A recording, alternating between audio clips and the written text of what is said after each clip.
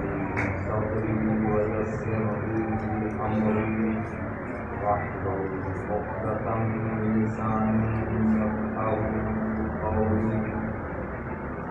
أما بعد فقد قال الله تبارك وتعالى في كتابه المجيد قوله الحق وهو أصدق الصادقين. أعوذ بالله من الشيطان الرجيم. يا أيها الرسول بلغ ما أنزل إليك من ربك وإن لم تفعل فما بلغت رسالته والله يعصمك من الناس إن الله لا يهدي القوم الكافرين. صدق الله العلي العظيم.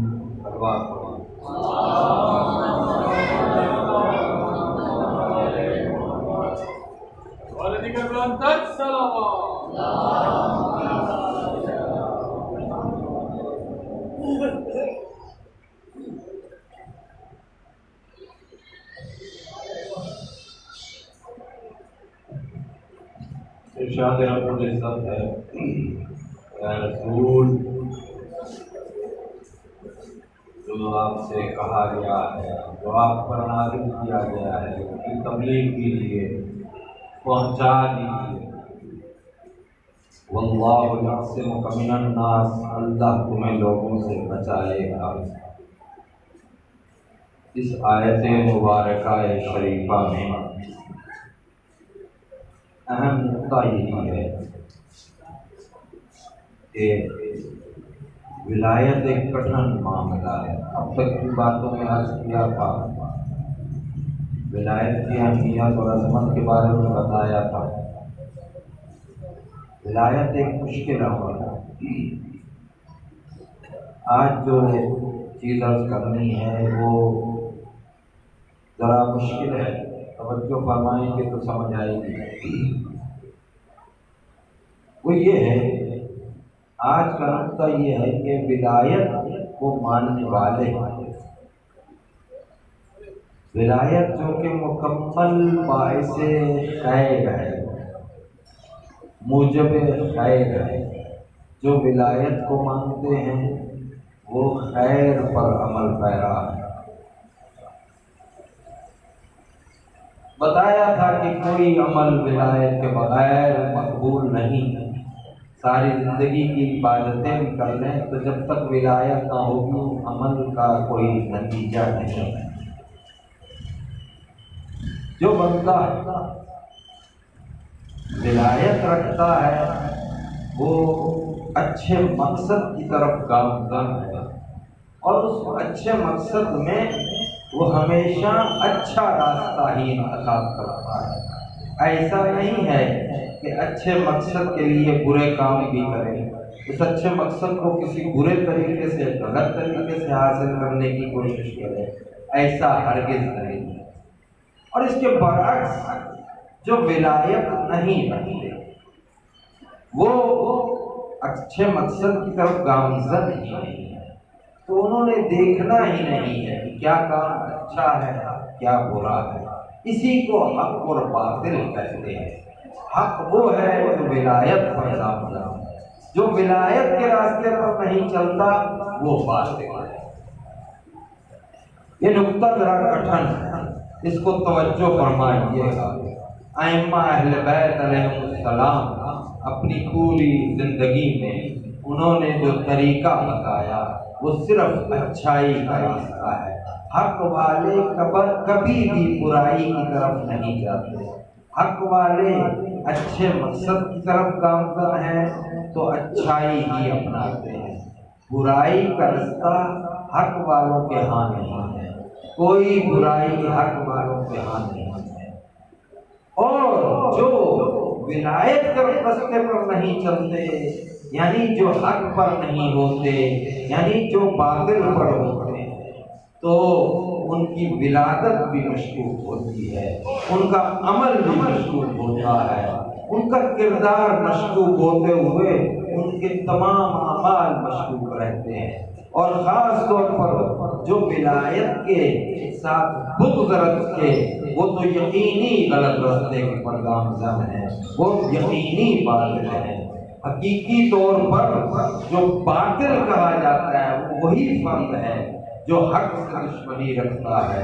حق کیا ہے؟ حق ولایت علی بن ابی طالب ہے۔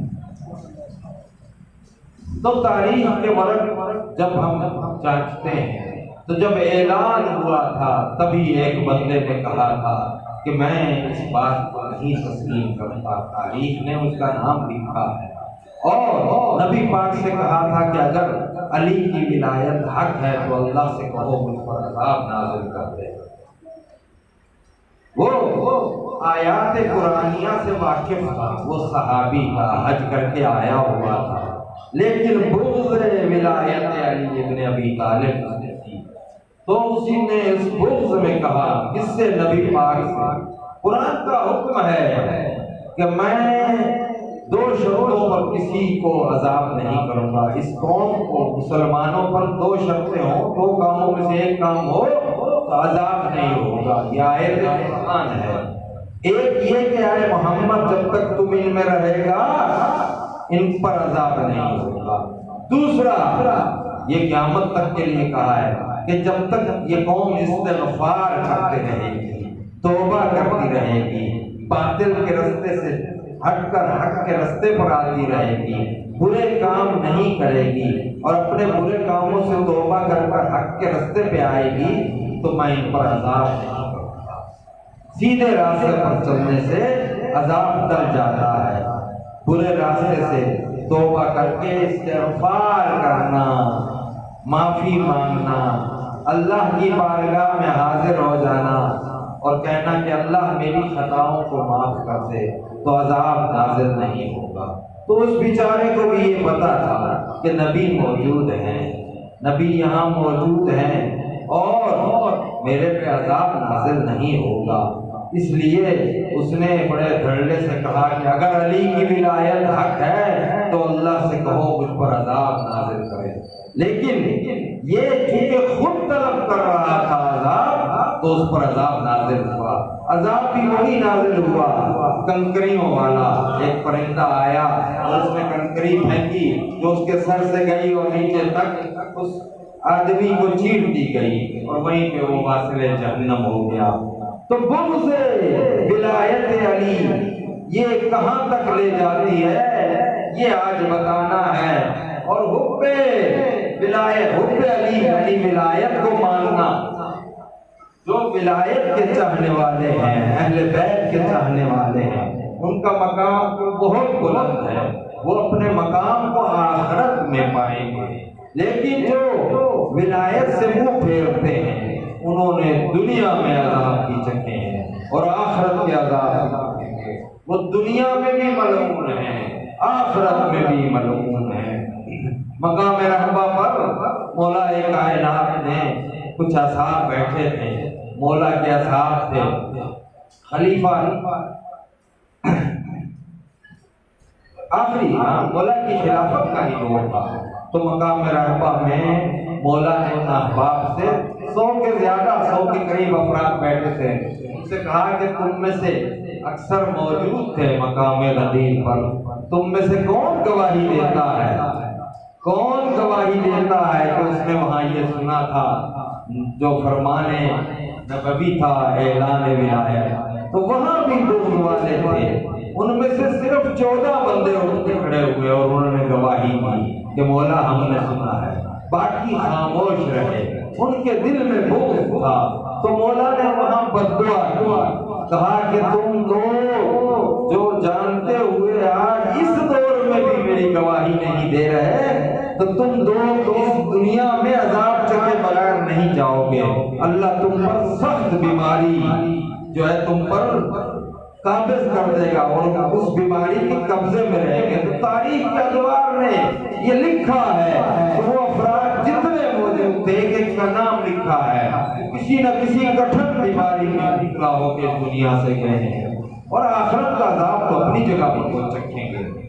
مولا کائنات اپنے خاص اصحاب کو یہ کہتے تھے کہ تمہاری بقیہ خطائیں تو معاف ہو سکتی ہیں، لیکن تین چیزوں میں کبھی شک نہیں کرنا: اللہ کی الوہیت، محمد کی نبوت اور میری ولایت۔ تو یاد رکھیے یہ تین چیزیں ہی نجات کا راستہ ہیں: لا الہ الا اللہ، محمد رسول اللہ اور علی ولی اللہ۔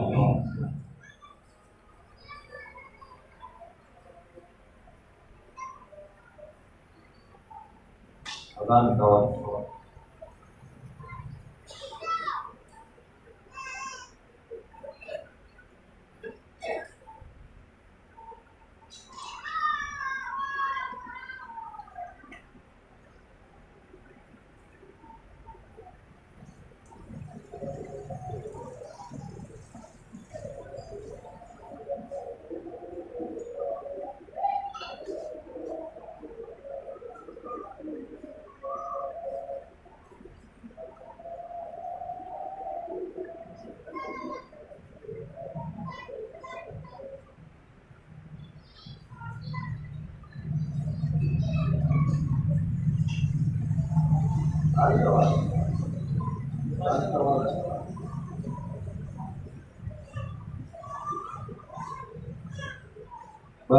آواز عرض ہے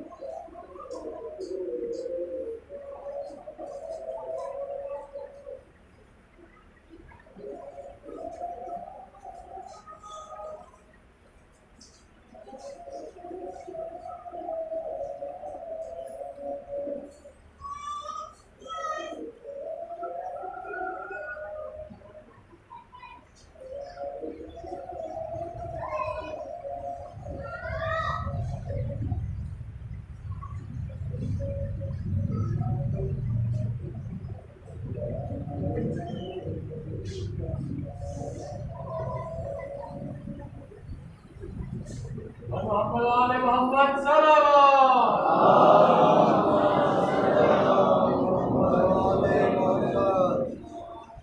آج کا مشکل موضوع ہے، ذرا توجہ فرمائیے گا۔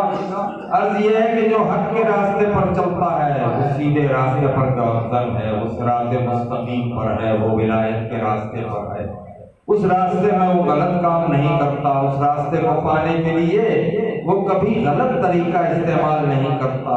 لیکن جو باطل کے راستے پر ہے اور ولایت کے راستے سے ہٹا ہوا ہے، وہ غلط راستے پر گامزن ہے، وہ اس راستے پر چلتے ہوئے کسی صحیح کام کو اچھا نہیں جانتا اور الٹا کام کرتا ہے۔ تاریخ اس سے بھری پڑی ہے، ان کے عذاب کا نہیں بتانا، ان کی آخرت کا نہیں بتانا۔ یہ عرض کر رہا ہوں کہ جو ولایت سے دشمنی رکھتا ہے وہ شقی ہو جاتا ہے، اس کے دل میں شقاوت بھر جاتی ہے، اس کا خود اس کو مجبور کرتا ہے کہ وہ ہر غلط کام انجام دے۔ وہ یہ نہیں دیکھتا کہ مد مقابل جو ہے وہ مجبور ہے، وہ بوڑھا ہے، وہ خاتون ہے، وہ بچہ ہے، وہ ظلم کرتا ہے، وہ کبھی رحم نہیں کرتا اور تعقل کی طرف بھی نہیں آتا۔ مولا کائنات کے جتنے احباب شہید ہوئے ان کے ساتھ جو مظالم ڈھائے گئے وہ لگتا نہیں کہ انسانوں نے ڈھائے ہوئے، ہاں تھے وہی انسان ہی، لیکن ان انسانوں میں انسانیت نہ تھی۔ تو ولایت انسانیت لاتی ہے، ولایت کی وجہ سے انسان میں انسانیت پیدا ہوتی ہے، ولایت خیر بھی ہے اور انسان کو انسان بناتی ہے، حیوانیت سے دور کرتی ہے۔ لیکن جو بغض رکھتا ہے اس میں ولادت کا بھی قصور ہوتا ہے، اس میں چونکہ وہ باطل ہوتا ہے، وہ رحم نہیں کرتا، وہ تعقل نہیں کرتا، وہ تفکر نہیں کرتا، اسی تعقل اور تفکر کی وجہ سے حیوان اور انسان کا فرق ہے. اس میں اور حیوان میں کوئی فرق نہیں، بلکہ وہ حیوان سے بھی بدتر ہے. تو بس جو علی کی ولایت کو مانتا ہے صرف وہی انسان ہے، اور جو نہیں مانتا وہ انسان ہی نہیں ہے. بحث ہی ختم ہے. کہ یہ کہنا کہ کوئی مسلمان ہے یا نہیں ہے، اس کا تو سوال ہی پیدا نہیں ہوتا. وہ صرف اپنے عمل سے پہچانا جا سکتا ہے. جس کا عمل اگر اس کا عمل باطل کے راستے پر ہے، وہ برائی کے راستے کی طرف گامزن ہے، تو جان لیجئے کہ وہ علی کی ولایت کو نہیں مانتا. اگر وہ اچھے کام کرتا ہے، وہ اچھائی کی راستے کی طرف گامزن ہے، اور اپنے اچھے مقصد کے لیے کسی برے کام کو وسیلہ نہیں بناتا، تو سمجھ لو کہ وہ ولایت علی نے ابھی غالب والا ہے. مولا فرماتے ہیں کہ میرے شیعوں، آج کے آپ لوگوں سے کہا ہے کہ ہمارے لیے زینت بنے. کس طرح؟ کہ ہمیشہ اچھے کام کریں، اپنی زندگی میں یہی سوچیں کہ اس وقت جو ہمارے ولی ہیں، اس وقت جو ہمارے مولا ہیں، میرے اس عمل سے راضی ہیں یا نہیں ہیں. جو کام بھی کرنا ہے اس میں بس یہ سوچ لیں کہ میرے مولا اس عمل میں راضی ہیں. تو اگر اس کام کو کرو گے یہ سوچ کر کے اگر مولا راضی ہیں تو کرنا چاہیے تو کر لوں، تو اس کام میں برکت بھی ہوگی، وہی کام خیر ہوگا، وہی کام مولا کی مرضی کے مطابق ہوگا. اسی میں اللہ تمہارے لیے زندگی میں بھی اور آخرت میں بھی آسانیاں مہیا کرے گا. تو اپنی زندگی میں یہی وتیرہ بنا لیں کہ جو کام بھی کرنا ہے اچھا کام کرنا چاہیے، اور اچھے کام میں بھی یہ سوچے کہ مولا ہم سے راضی ہیں. یہی مقصد حیات انسانی ہے، اسی مقصد کے لیے ہم زندہ ہیں. ہمیں ان خاندان اہل بیت نے، ائمہ معصومین علیہ السلام نے جو کچھ دیا ہے، یہ آزادی کا راستہ ہے، یہ نجات کا راستہ ہے. تو اس کے بدلے میں ہم صرف اس کا حب اپنے اندر رکھتے ہیں. یعنی ہم یہ چاہیں کہ جو وہ چاہتے ہیں ہم وہی چاہتے ہیں. یہی ہمارے لیے آخرت میں درجات کا موجب ہے. اسی نجات کے راستے پر گامزن رہتے ہوئے ہم جو بہتر چیزیں پا سکتے ہیں وہ کبھی ہے جب ان کی محبت ہمارے دلوں میں ہو. جناب موسیٰ کے اصحاب جو تھے بڑی محبت کا دعویٰ کرتے تھے. جناب موسیٰ سے کہتے تھے کہ تم اللہ کے نبی ہو، ہم اللہ کے چہیتے ہیں. وہ قومیں، پرانی قومیں، قرآن نے ان کے نخرے بیان کیے ہیں. اللہ جب انہیں نعمتیں عطا فرماتا تھا تو اس میں وہ بڑے بہانے کرتے تھے. قرآن کی آیات ہے. تو ایک وقت یہ آیا کہ فرعون کا لشکر ہے پیچھے اور پانی ہے آگے، تو وہاں بھی انہوں نے نخرے کیے، کہا کہ یہ آگے پانی ہے، پیچھے دشمن ہے، آگ لیے پھرتا ہے، جان کے در پہ ہے، تو اب کون بچائے گا ہمیں. تو وہاں جناب موسیٰ نے عصا مارا تو پانی رستہ دے دیا، اس میں رستہ بن گیا، بہتے دریا میں رستہ بن گیا. تو اب پھر انہوں نے نخرے کیے کہ ہم یہاں سے کیسے گزرے، ہم تو 12 قبیلے ہیں، 12 قبیلے ہیں، ہمارے لیے علیحدہ رستہ ہوگا. تو جناب موسیٰ نے پھر 11 دفعہ اور عصا ماری تو 12 راستے پانی میں بن گئے. تو 12 قبیلے وہاں سے گزر گئے. جو جناب موسیٰ کے اس عمل سے وہاں پتہ چلتا ہے جو اللہ کا ولی ہے وہی نجات کا موجب ہے. اس کے سامنے عقل نہیں کرنی چاہیے. اس قوم نے عقل کی بات میں اس کے نتائج جو ان پر آئے وہ عرض کرتا ہوں. لیکن وہاں پہ ہم دیکھتے ہیں کہ ایک موسیٰ ہے، اس نے 12 راستے بنا دیے. ہمارے پاس تو 12 ولی ہیں. ہم اپنی زندگی میں اگر اپنے ولیوں کی بات مانیں گے تو 12 ہمارے لیے راستہ نہیں بنا سکیں گے. ہماری زندگی میں ہمیشہ راستے بنا سکتے ہیں. یہی قوم موسیٰ جب آگے بڑھی ہے یروشلم میں، تو وہاں بیت المقدس کے پاس تو نبی نے فرمایا کہ جاؤ اس شہر میں داخل ہو جاؤ. تو وہاں اکڑ کرنے والے، چونکہ اس قوم میں اچھے کم تھے، برے زیادہ تھے. آج بھی ان کی برائیاں چل رہی ہیں.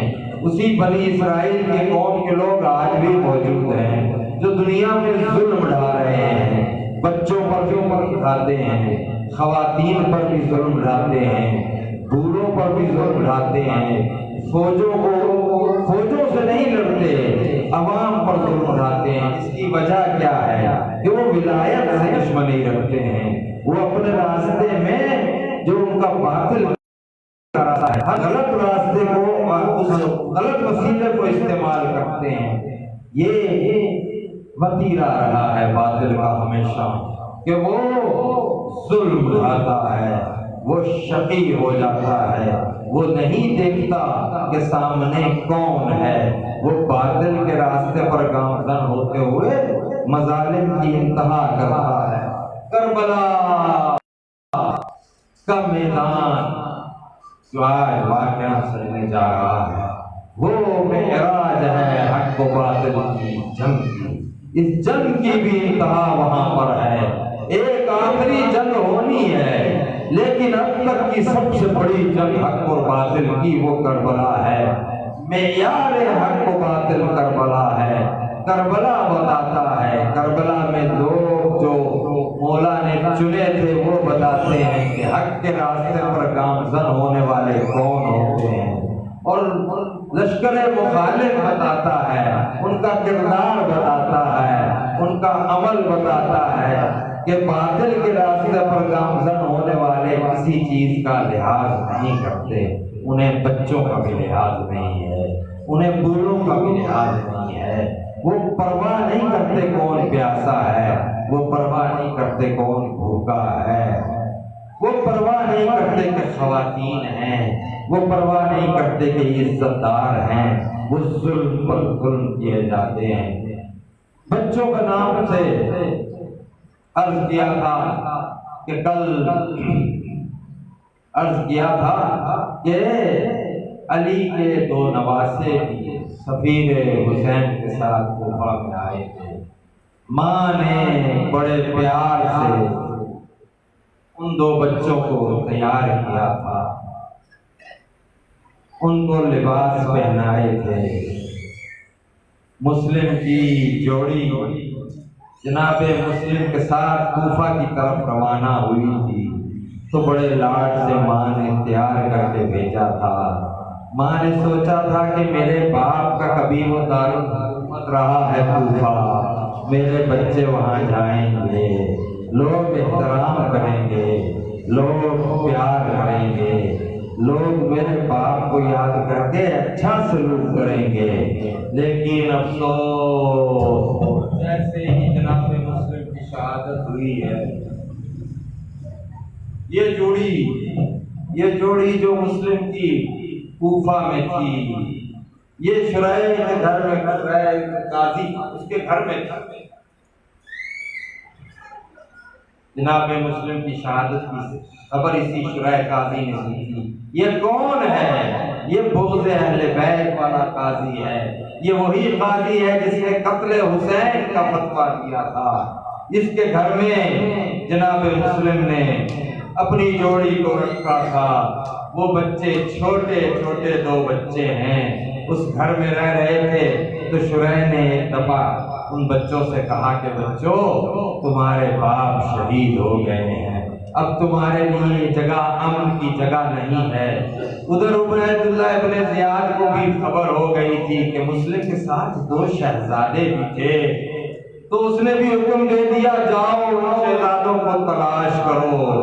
تو فوجیں دوڑ پڑی، انعام مقرر کیا گیا، کوفہ کا شہر ہے، اس میں جو حالات خراب ہوئے ہیں، فوجیں نہیں آئی ہوئی ہیں، اور اس شہر میں کل ہی شہادت ہوئی ہے جناب مسلم کی، اور اس شہادت کے بعد یہ دو بچے ہیں، علی کے نواسے ہیں، مسلم کے بیٹے ہیں، اس گلیوں میں چھپتے پھر رہے ہیں، بھوکے ہیں، پیاسے ہیں، کبھی کہیں چھپتے ہیں، کبھی کہیں چھپتے ہیں، چھپتے چھپاتے ایک جگہ پر آئے، ایک آدمی ملا، اس نے پوچھا کون ہو؟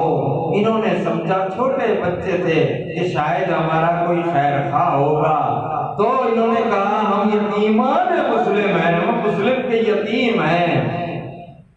اس آدمی نے جو شقی تھا ان کو پکڑ لیا، اپنے گھر میں لے گیا، ان کو قید کر دیا ایک کمرے میں کہ ابھی تیاری کرتا ہوں، جا کر کے دربار میں پیش کروں گا، انعام حاصل کروں گا۔ تو اس کے گھر میں ایک چھوٹا سا بچہ غلام تھا، وہ اہل بیت کا ذکر سنتا تھا، اس کا باپ اہل بیت کو ماننے والا تھا، وہ طاہر الولادہ تھا۔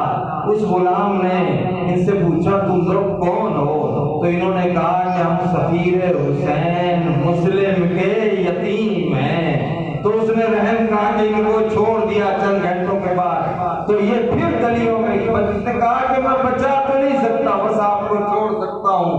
تو کوفہ کی گلیوں میں امیر مسلم کی جوڑی ایک گلی سے دوسری گلی میں چھپتی ہے، چھپتے چھپاتے شہر اشقیاء بن گیا ہے، جہاں کبھی حکومت رہی تھی نانے کی، آج اس شہر میں دو ننھے بچے ہیں۔ وہ سب چونکہ ولایت کے حامل نہ تھے، وہ اتنے شقی ہو گئے تھے کہ دو بچوں کو نہیں سنبھال سکتے تھے، کوئی ان کا محافظ نہ تھا۔ وہ کبھی ایک جگہ پر چھپتے ہیں، کبھی دوسری جگہ پر، جو بھی ملتا ہے ان کو انجام دے کر، خوف زدہ دیکھ کر ان پر ظلم ہی کرتا ہے۔ تاریخ نے لکھا ہے کبھی کسی نے تماچا مارا ہے، کبھی کسی نے بالوں سے پکڑا ہے۔ یہ تاریخ جب بعد میں لکھی گئی تو یہ انہوں نے خود اعتراف کیا ہے۔ بہرحال چلتے چلتے وہ ایک جگہ پر چھپ گئے، انہیں پتا چل گیا کہ ہمارے لیے یہ شہر بہت خطرے کا شہر ہے۔ وہ بچے جنگ بھی نہیں لڑ سکتے تھے، بہت چھوٹے تھے، کیا کریں؟ شہر میں کوئی نہیں ہے۔ تو ایک درخت دیکھا، اس درخت کے اوپر چڑھ گئے۔ جناب مسلم کے بیٹے دو شہزادے درخت کے اوپر چھپ کے بیٹھ گئے ہیں کہ یہاں ہمیں کوئی نہیں دیکھے گا۔ تو ایک مومنہ وہاں سے گزری ہے، اس کی نگاہ پڑی تو دیکھا دو شہزادے بیٹھے ہیں، بڑا چاند سا چہرہ ہے ان کا، اسے یہ انوکھے لگے ہیں۔ اس نے پوچھا کون ہو تم لوگ؟ تو انہوں نے کہا، اندازہ لگ گیا کہ یہ رحم دل خاتون ہے، کہا کہ ہم مسلم کے یتیم ہیں۔